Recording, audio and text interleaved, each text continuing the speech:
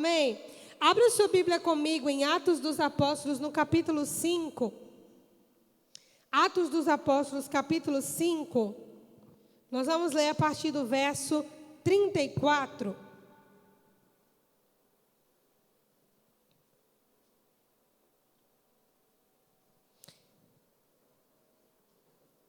Diz assim: mas um fariseu chamado Gamaliel, mestre da lei, respeitado por todo o povo, levantou-se no sinédrio e pediu que os homens fossem retirados por um momento. Então lhes disse: israelitas, considerem cuidadosamente o que pretendem fazer acerca desses homens. Há algum tempo apareceu Teudas, reivindicando ser alguém, e cerca de 400 homens se juntaram a ele. Ele foi morto, todos os seus seguidores se dispersaram e acabaram em nada. Depois dele, nos dias do recenseamento, apareceu Judas, o galileu, que liderou um grupo em rebelião. Ele também foi morto e todos os seus seguidores foram dispersos. Portanto, neste caso, eu os aconselho: deixe esses homens em paz e soltem-nos. Se o propósito ou a atividade deles for de origem humana, fracassará. Mas se proceder de Deus, vocês não serão capazes de impedi-los, porque se acharão guerreando contra Deus. Amém? Glória a Deus. Que coisa gloriosa, né, gente? Vamos ler mais uma vez o verso aqui, 38. Portanto, nesse caso eu os aconselho: deixe esses homens em paz e soltem-nos. Se o propósito ou atividade deles for de origem humana, fracassará. Mas se proceder de Deus, vocês não serão capazes de impedi-los, pois se acharão guerreando contra Deus. Diga glória a Deus. Amém? Vamos orar? Pai, em nome de Jesus, nós te agradecemos por tudo que o Senhor já nos proporcionou nessa noite. Um banquete na adoração, na palavra, na gratidão, na dedicação de dízimos, ofertas, Pai, que é símbolo também da nossa aliança com o Senhor. Como é bom estarmos à sua presença, na sua casa, alimentando o nosso espírito, sendo direcionados pelo Senhor, sendo transformados pela sua palavra. Como é bom saber que o Senhor está aqui, porque nós estamos aqui. Se nós não estivéssemos aqui, o Senhor não estaria. O Senhor veio por nossa causa, e isso é glorioso, saber que o Senhor está aqui, porque estamos reunidos no nome do teu Filho Jesus. Te pedimos, papai, revelação, discernimento. Abre a tua palavra para nós, entrega-nos as coisas que nenhum homem pode entregar, a não ser por revelação do Espírito Santo, em nome de Jesus. Você pode dizer amém? Diga: eu estou pronto para receber toda a boa palavra de Deus para a minha vida. Amém? Glória a Deus. Irmãos, esse aqui é o parecer de Gamaliel. Os apóstolos estavam sendo perseguidos por conta da pregação da palavra. O tanto que eles estavam pregando, as pessoas se ajuntavam cada vez mais. E eles pregavam a ressurreição de Jesus. Jesus não foi o primeiro líder revolucionário a se levantar nos dias do Império Romano. Vários outros se levantaram com diversas bandeiras filosóficas e também religiosas. Teudas e Judas se levantaram com uma bandeira religiosa. E você veja que o primeiro, o Teudas, 400 pessoas acompanhavam ele. Incrivelmente, o mesmo número de pessoas que continuou seguindo Jesus pós-ressurreição. Mas quando o Teudas e esse Judas morreram, eram nomes populares, não é o discípulo de Jesus, esse povo se dispersou. Com a morte, acabou a mensagem, acabou a revolução, acabou a bandeira, acabou tudo. Mas o fato é que Jesus já havia morrido, mas a mensagem dele não morria. Jesus já havia morrido, mas o que ele falou não morria. As pessoas não se afastavam daquela palavra, as pessoas não se afastavam daquele ensino, as pessoas ainda bebiam das águas dele, mesmo que fisicamente ele não estivesse ali. Os seus discípulos, os seus apóstolos, tomavam aquele lugar e o povo continuava se ajuntando cada vez mais, de modo que ultrapassou sobremaneira 400 pessoas. E isso começou a incomodar o sinédrio. Porque ressurreição é um tema na teologia judaica muito delicado. Divide opiniões. E alguém já se auto-intitular o Filho de Deus já é uma grande perturbação. E uma perturbação maior ainda é dizer que ele ressuscitou e venceu a morte. Então esse não era um assunto conveniente dentro do farisaísmo. Daí eles determinam prender, açoitar e matar. Eles não matavam com as mãos, porque se valiam do mandamento não matarás, mas causavam uma situação para que o povo matasse, o que dava no mesmo, né? Hipócritas eram eles. Não faziam com as próprias mãos, mas incitavam o povo a fazer, como fizeram com Estevão e como fizeram com o próprio Jesus. Mas aqui, Gamaliel estava presente. Gamaliel, embora fosse do mesmo grupo, Gamaliel tinha uma percepção diferente. O coração de Gamaliel, de fato, era versado nas Escrituras. Ele não era alguém levado de qualquer jeito. Ele não era alguém levado por qualquer movimento. Você vê que Gamaliel era um cara que observava. Ele observou 2 movimentos anteriores que começaram e fracassaram. Mas esse movimento de Jesus, Gamaliel também estava observando. E ele estava percebendo que o caminho era diferente dos 2 modelos anteriores que haviam fracassado. A palavra de Jesus, pelo contrário, só crescia apesar da sua morte. Você está comigo? Então ele dá um conselho: olha, se eu fosse vocês, eu não fazia nada contra esses homens. Porque se o que eles estão fazendo é de origem humana, é apenas barulho, isso vai fracassar. Isso aqui tem uma grande lição, viu, gente? Só nisso aqui já é uma pregação enorme, mas não é sobre isso que a gente vai pregar. Se o que eles estão fazendo for de origem humana, vai fracassar. Mas, se for Deus, vocês estão lutando contra Deus. Vocês estão guerreando contra Deus. Esse parecer de sabedoria de Gamaliel salvou a pele dos apóstolos por um tempo. Mas aqui a palavra de Deus nos mostra que é possível, diga comigo, é possível guerrear contra Deus. E antes da gente mergulhar nas Escrituras, eu preciso botar alguns fundamentos aqui para vocês. O primeiro, como se guerrear contra um Deus inatingível? Irmãos, porque Deus é inatingível. E eu quero aproveitar para gastar um tempo falando sobre isso. Muita gente diz assim: como que Deus não faz nada? Olha o que a ONU está fazendo. Olha o tráfico de crianças. Olha o que está acontecendo. Estão zombando da igreja. Esses dias eu vi um homem fazendo gestos obscenos, pendurado na grade de uma igreja, Assembleia de Deus. E aquele vídeo passou por tantos lugares. E como Deus não faz nada? Como que Deus não manda um raio de lá de cima e mata? Por que Deus não se move? Por que Deus está inerte? E aí a gente começa a cobrar posições de Deus a partir de uma perspectiva nossa. Mas aprenda, Deus é inatingível, irmãos. Essas coisas não afetam a Deus, porque Ele conhece o passado, o presente e o futuro. E não apenas isso, Ele está nesses 3 tempos. Amém? Então, para Deus, o futuro dos ímpios já está determinado. Ele já tem o seu próprio fim. Então, Deus não está agoniado para se defender. Você está comigo?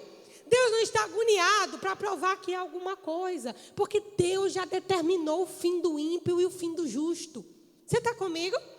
Então, não gaste tempo na sua oração pedindo que Deus fulmine alguém, ou que Deus faça, ou que... Não, irmão, não precisa fazer isso. Deus nunca mandou orar por isso. A Bíblia diz: minha vingança, diz o Senhor. Irmão, Deus sabe fazer as coisas. Você está comigo? Mas como guerrear contra um Deus inatingível? Pois Ele é invisível. Para começar, está aí. Como que eu vou guerrear com um Deus invisível? Segundo, Ele é o Todo-Poderoso. Como guerrear com alguém que tem todo o poder? Terceiro, Ele é onisciente. Como tramar algo contra alguém que conhece todas as coisas? Onipresente. Como planejar algo que Ele não está lá? Como pode se esconder de Deus? Irmãos, isso é impossível. Satanás, ele não repete quando ele é trágico. E foi trágico se rebelar contra Deus no princípio das coisas.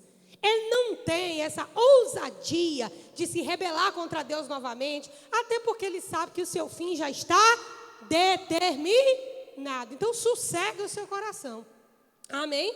Se alguém afrontar a igreja no YouTube, no Instagram, esses dias eu vi lá uma mensagem meio desaforada, não respondi e também não apaguei. Porque, irmãos, a gente não está na mesma que o mundo está. Você está comigo? Então fica na bênção que Deus não é ofendível e nem precisa de defesa. Amém? Mas, pastor, você acabou de dizer que é possível guerrear contra Deus. Mas como guerrear contra Deus assim? Dentre várias coisas que o coração de Deus poderia se ocupar, só existe uma revelada nas Escrituras, que de fato ele se ocupa, é com a salvação da humanidade. Amém? Que devem existir outras coisas lá, sem sombra de dúvidas. Quem conheceu a mente do Senhor para que pudesse prescrutá-lo, amém? Mas a parte revelada, a parte que nos cabe, a parte que nós sabemos, é que existe uma coisa que Deus está empenhado em fazer, em salvar a humanidade, salvar a mim e salvar a sua vida. Como que a gente guerreia contra Deus? Como é que o diabo guerreia contra Deus, melhor dizendo? O diabo vai buscar onde o reino de Deus está estabelecido. O reino de Deus, querido, preste atenção, ele está dentro de mim e dentro de você. Como o reino de Deus está dentro de nós, nós somos o alvo. Satanás guerreia contra Deus, guerreando contra nós. Você está entendendo o que eu estou falando? Contra Deus, de modo direto, é impossível. Não tem como. Não tem como.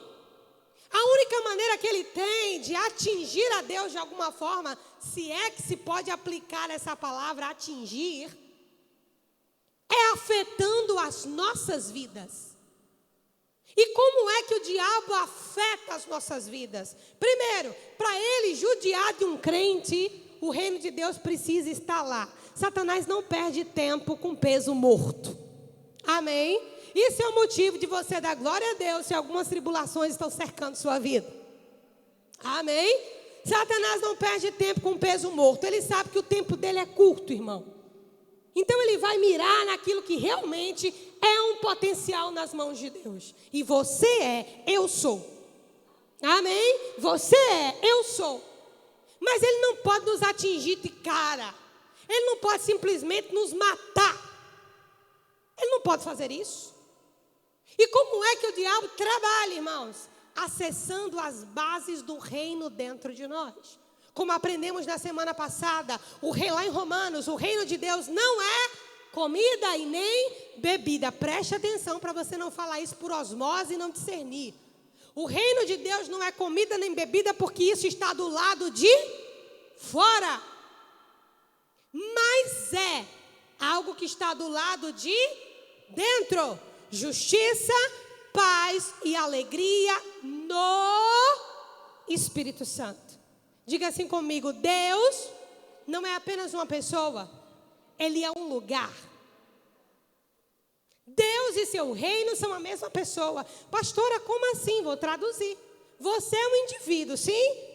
Mas você também é um lugar. Que lugar é esse? Você é o templo do Espírito Santo de Deus. Então você é uma pessoa, mas você também é um lugar. Da mesma maneira com Deus, irmãos, nós fomos criados em imagem e semelhança do Criador. Nós somos indivíduos, somos, mas nós somos um lugar onde o reino de Deus se estabelece. Quando o diabo olha para cada um de nós, ele vê reinos. Por que reinos? Porque ele vê gerações anteriores e posteriores.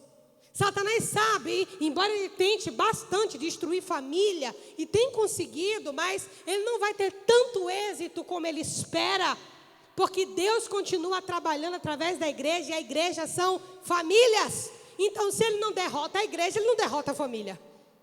Você está comigo? Se a igreja é um grupo de famílias, de diversos modelos e formatos, e a igreja não pode ser derrotada, então a família não pode ser derrotada. Então como é que o diabo trabalha? Ele sabe que você é um reino. Pessoas sairão de você, e se não saírem, estarão sob sua influência, de alguma forma. Você está comigo? Você pode não ter filho, mas você tem sobrinhos. Você pode não ter filho, mas você tem amigos próximos. Você tem familiares de sangue. Você tem pais. Você não veio da chocadeira. Então você tem um campo de influência. E esse campo de influência é o que o diabo enxerga quando te vê. Não deixe nada roubar a sua atenção dessa mensagem. Quando o diabo te vê, ele não vê apenas um indivíduo, ele vê um reino. As pessoas que estão debaixo da sua influência, ou aquelas que saem de você, dá no mesmo. Filhos espirituais ou filhos de sangue. Agora, quando o reino de Deus se manifesta, e é o desejo de Deus que nós manifestemos o reino dele, uma luz se acende. E ele percebe, ali está um campo que eu preciso minar. Nós já aprendemos que o reino de Deus tem bases. Quais são elas? Justiça, paz e alegria. Amém? Justiça, paz e alegria no Espírito Santo. Aqui nós temos símbolos, não é? A justiça, ela procede de Deus. A paz é o principado que está sobre Jesus. E a alegria é a parte do Espírito Santo. Isso aqui está revelando a Trindade em outros nomes, mas dá no mesmo. Deus e a sua justiça são um só. Jesus é o príncipe da paz. E o Espírito Santo é o óleo de alegria na igreja. No corpo de Cristo na terra. Então nós temos as bases do reino de Deus. Justiça, paz e alegria no Espírito Santo. Por que no Espírito Santo? Porque o reino de Deus está habitando dentro do Espírito seu. E quem trouxe isso foi o Espírito Santo de Deus. O Espírito Santo de Deus, irmãos, ele entrou e estabeleceu o reino de Deus no seu espírito. Você está comigo? Por isso, queridos, que nós e Deus somos um só. Porque o Espírito Santo de Deus fez esse casamento através da moeda do sangue de Jesus Cristo naquela cruz. Então preste atenção. Como é que o diabo guerreia contra Deus? Tentando abalar, se infiltrar nas bases do reino de Deus que estão dentro de você. Se você for ler Gálatas 5:22, eu não vou gastar tempo com isso. Agora você pode ler em casa, até anota aí para você ler depois. O fruto do Espírito. Você vai ver que o fruto do Espírito tem justiça, tem paz, tem alegria, tem bondade, tem longanimidade, está tudo lá. O reino de Deus está na pessoa do Espírito Santo. Amém, queridos? E o reino de Deus, ele suplementa o reino que nós representamos, pelo menos deveria. Como é que o diabo guerreia contra Deus? Corroendo as bases do reino de Deus na minha e na sua vida. Onde deveria haver verdade, existe mentira. Onde deveria haver justiça, existe injustiça. Onde deveria haver imparcialidade, há parcialidade. Onde deveria haver ordem, há desordem. Onde deveria haver paz, há discórdia. Onde deveria haver coragem, há medo. O diabo, ele vai semeando, irmãos, como aquelas pequenas raposinhas, naquela lavoura que somos nós para Deus. Paulo disse, vocês são lavoura de Deus. Mas nem sempre só Deus semeia lá. Você está comigo? Nem sempre só Deus semeia lá. Como é que o diabo guerreia contra Deus, gritando, Deus vem aqui? Não. Eu vou usar uma linguagem figurada. Deus não tem um ponto fraco. Mas se tivesse, seria a igreja. Por que eu estou dizendo isso? Porque nós ainda somos falíveis, corruptíveis. Ainda estamos em carne, não fomos glorificados. Deus em si mesmo não pode ser derrotado, mas eu e você podemos. E como é que o diabo guerreia contra Deus? Guerreando contra nós. E como é que ele guerreia contra nós? Trabalhando nas bases do reino de Deus, para que você ande em injustiça, para que você ande em guerra, o tempo todo em guerra, e para que você ande em tristeza, não haja alegria. Irmãos, isso aqui é um negócio que a gente tem que prestar atenção, porque a tristeza, ela é bíblica e ela é válida, como Paulo escreveu, que a tristeza segundo Deus opera arrependimento para a vida, e a tristeza segundo o mundo opera para a morte.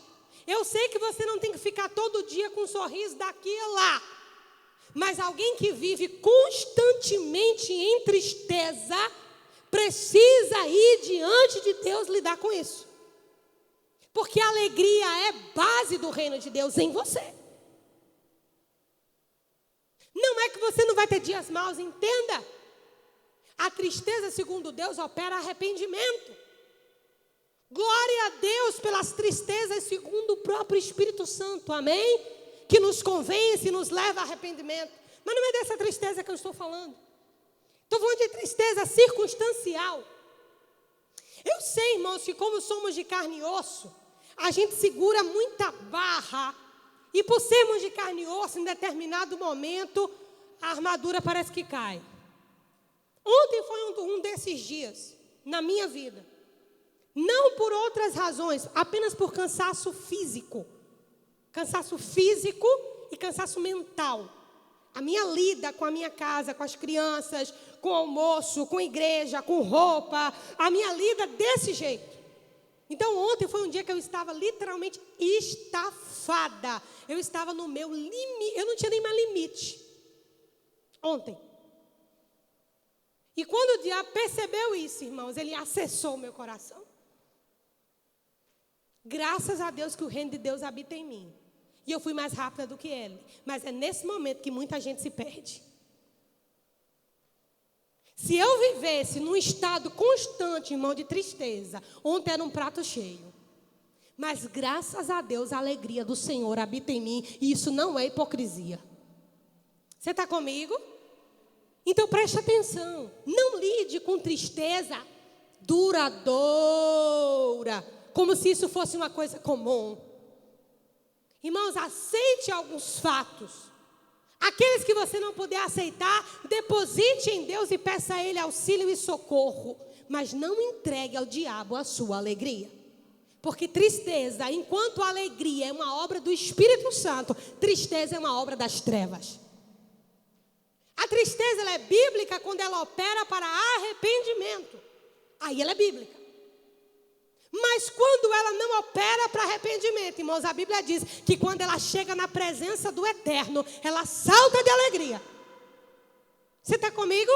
Então cuidado com esse tempo prolongado de tristeza.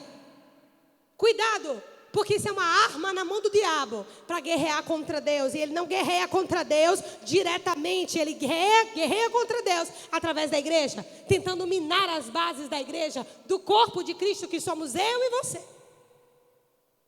Se o reino de Deus é justiça, paz e alegria, irmãos, nós temos que nos perguntar, por que não estamos alegres? E eu quero que você faça essa pergunta de modo muito honesto.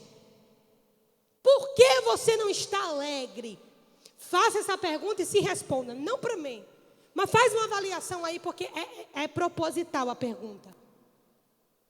Você não está alegre porque você está preocupado com a conta que você tem que pagar.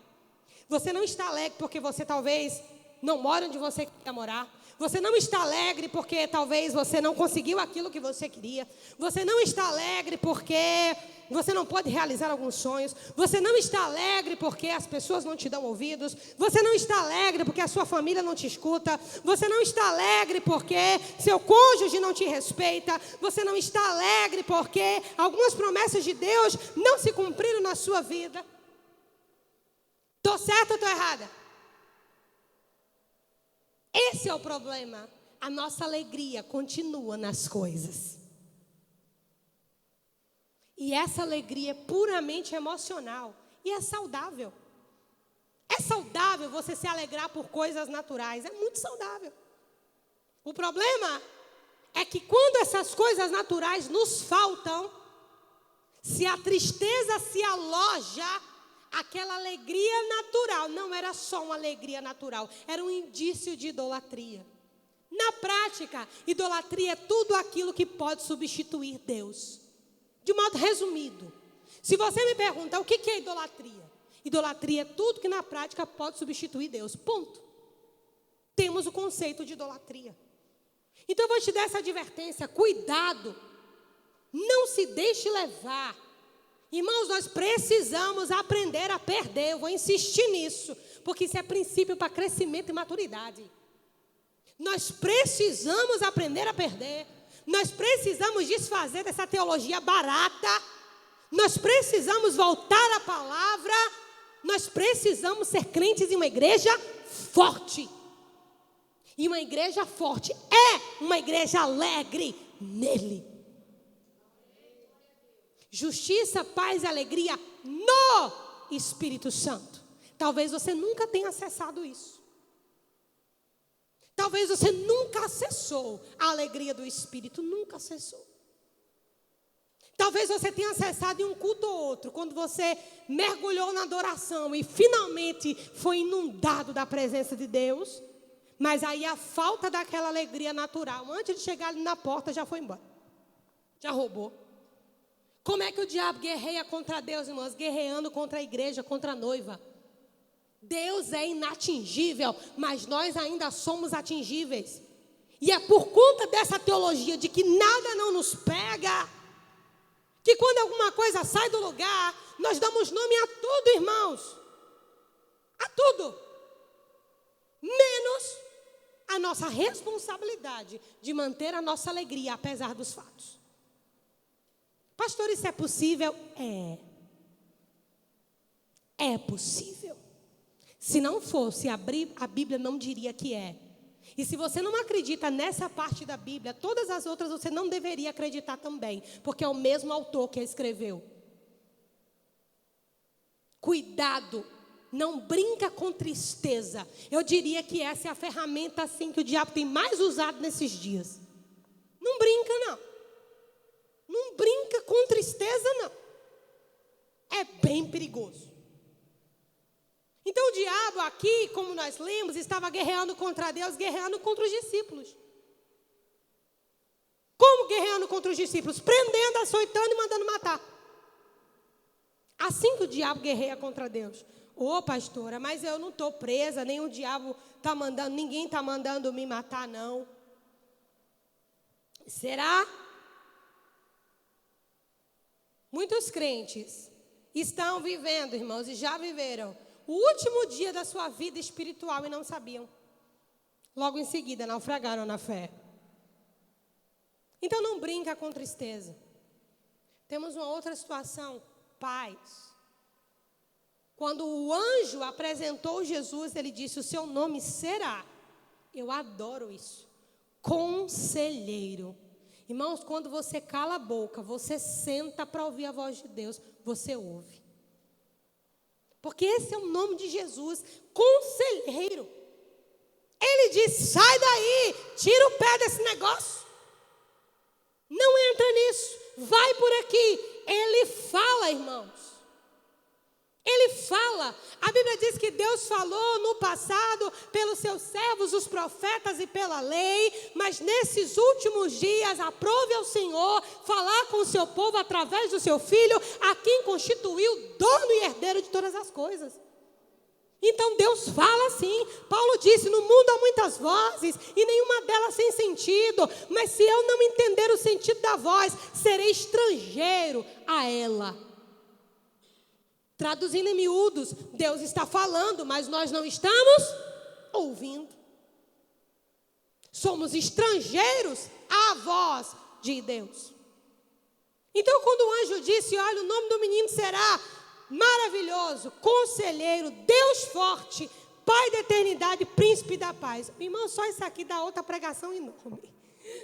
Mas não vamos falar sobre os nomes de Jesus. Mas são bem proféticos, cada um deles. Mas agora fique só com o príncipe da paz. O principado está sobre os seus ombros, ou seja, o governo sobre o qual Jesus age é a paz.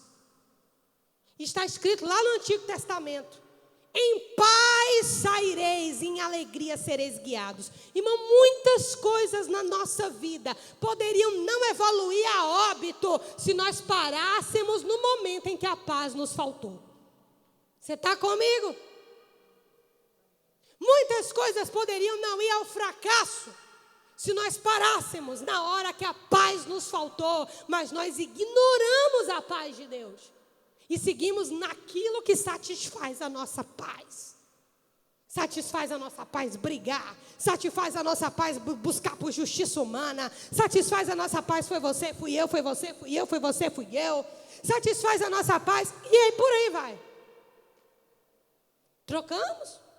E o diabo está guerreando contra Deus, minando as bases do reino na igreja.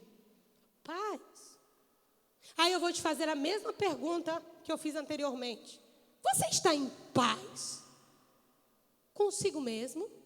Com Deus? Com o próximo? Há paz em seu coração? Como está a sua... Não, pastora, tem agonia. Seja honesto com você mesmo. Nós vamos orar por tudo isso no final do culto. Seja honesto com você mesmo. Irmãos, honestidade emocional é uma bênção. Paz. Você está andando em paz? Há paz em você? Paz. Debaixo de que principado você caminha? No desespero pelo dinheiro? Desespero sexual? Desespero de vaidade? Desespero de posição? Desespero debaixo de que principado você anda? Se não é o da paz, não é Jesus que está regendo a sua vida. É paz. Paz não é ausência de guerras. É não deixar que as guerras nos controlem. Você está comigo? Paz não é ausência de batalhas. É não deixar que as batalhas controlem a nossa mente. E eu te digo, irmãos, se Jesus é o príncipe da paz, a chave para a solução de qualquer problema está em você encontrar a paz. Encontre. Deixe-vos a minha paz vos dou. Não vos la dou como o mundo a dá, mas eu deixo uma paz com você. Encontre-a. Sua paz não está na sua mulher, sua paz não está no seu marido, na sua mãe, no seu pai, nos seus filhos, no seu emprego. Quer continuar procurando, esfolando relacionamentos? Continue. Mas você não vai encontrar paz nisso. Só Jesus tem. Ele chamou a paz de minha. Deixe-vos a minha paz. E avançando para a gente concluir. Justiça. Essa é uma pergunta dupla. A primeira pergunta: você se sente alguém justo? Não, pastora, justo só Deus. Isso não é a resposta que eu estou te pedindo. A Bíblia fala sobre atos de justiça. Justiça é uma questão de intenção benigna. Não é ausência de erros. Intenção benigna, justiça. Onde há bondade, você anda em justiça, número 1. Número 2, você promove a justiça? Promove a justiça?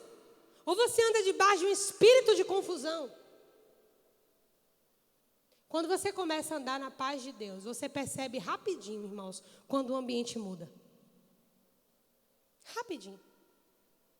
Quando você começa a andar na paz de Deus, você percebe rapidinho a sinalização do diabo, quando ele se aproxima.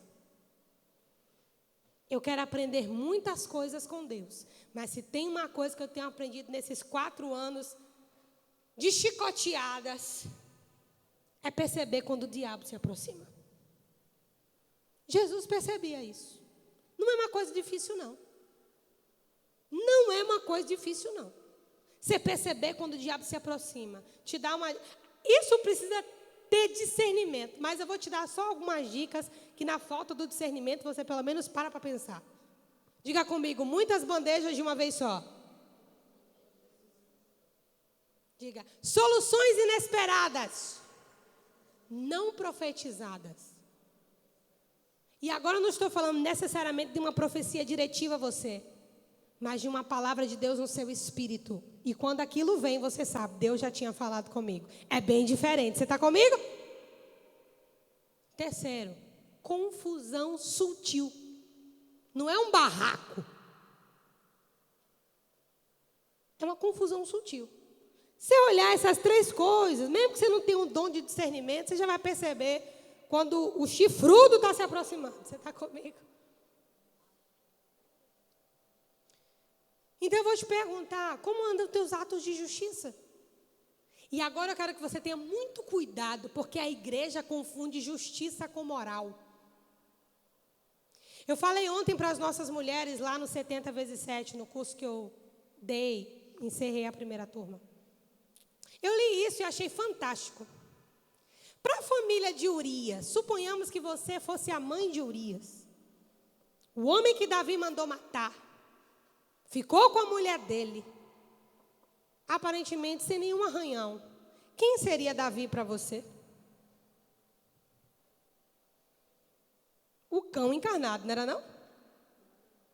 Se fosse o irmão de Urias, Davi mandou matar seu irmão e ficou com sua cunhada. E saiu ileso disso, aparentemente. Quem seria Davi para você? Mas eu digo por mim. Ele ficasse muito longe.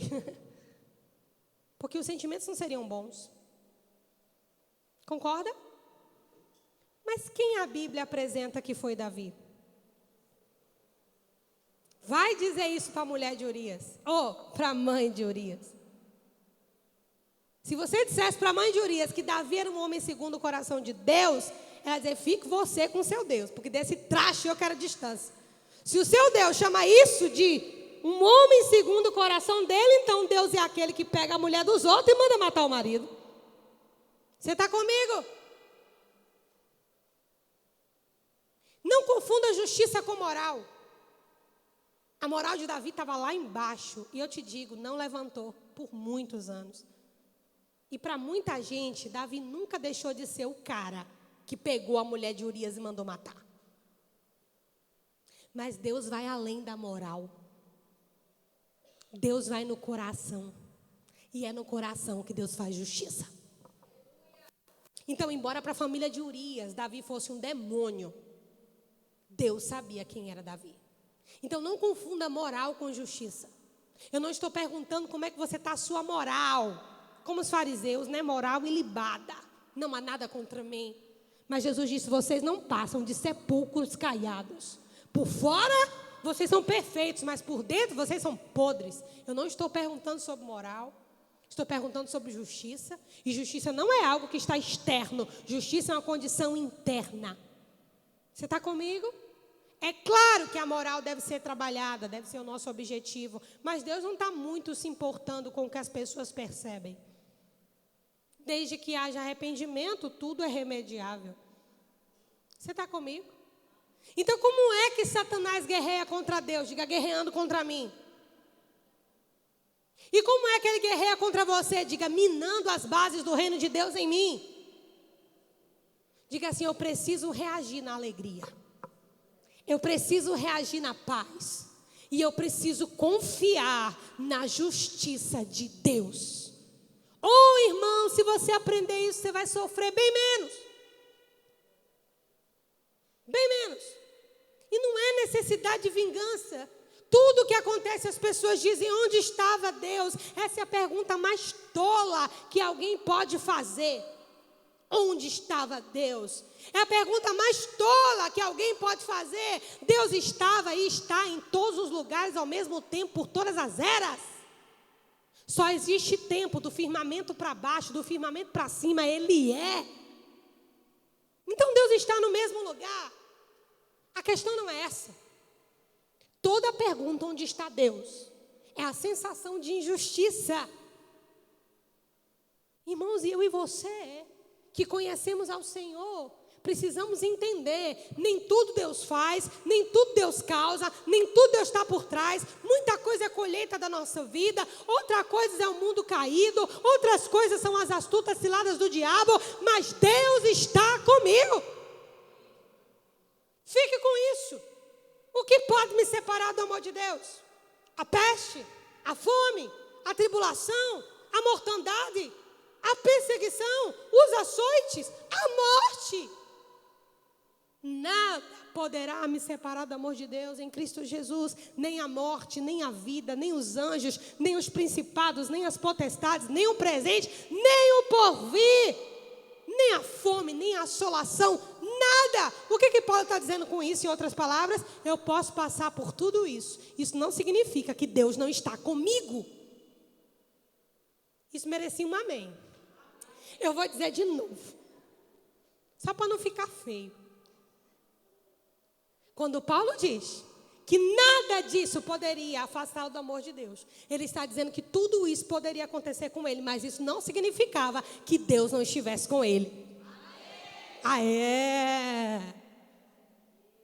E não é só com Paulo, diga, é comigo também.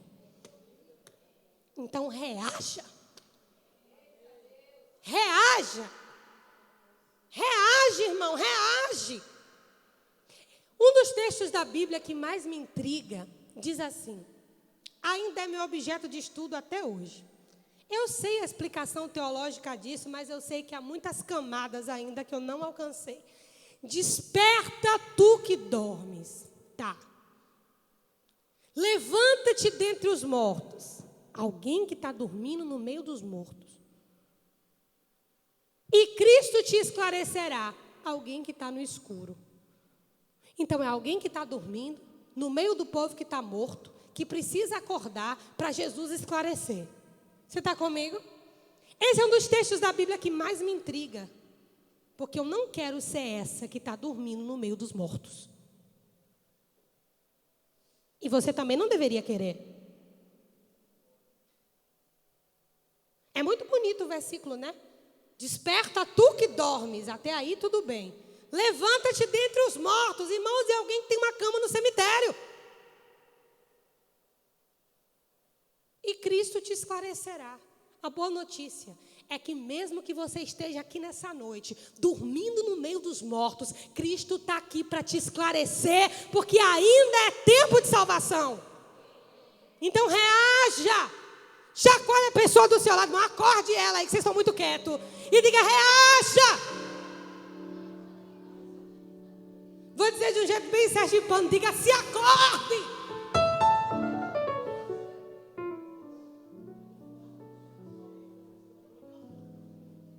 Tome de volta a sua alegria.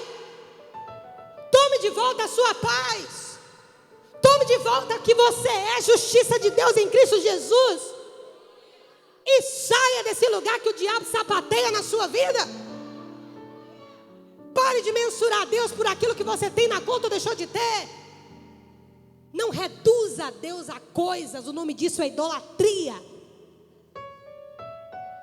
Não reduza a Deus a uma casa, a um carro, a sei lá mais o que. Isso é idolatria. Só não é um bezerro de ouro, mas dá no mesmo no final.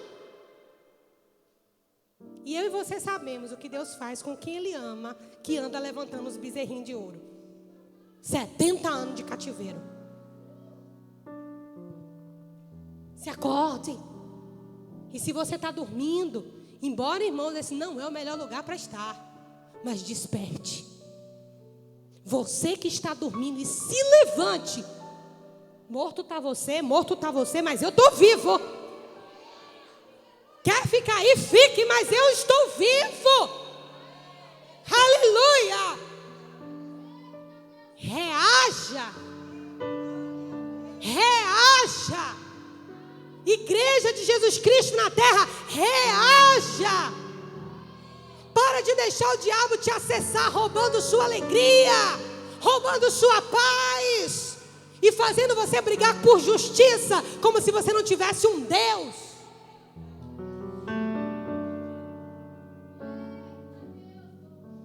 É assim que o diabo guerreia contra Deus.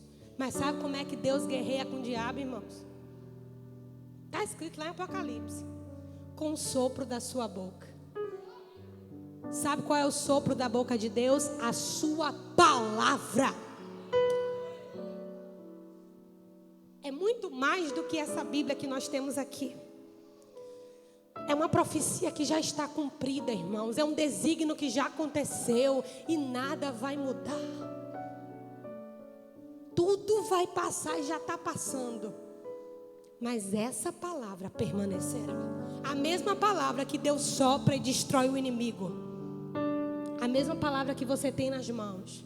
A mesma palavra que está no seu interior. Tome de volta a sua alegria. Pastora, ela se perdeu há muito tempo. No momento só tem tristeza. Não tem problema não. Na presença de Deus ela salta de alegria. Mas reaja.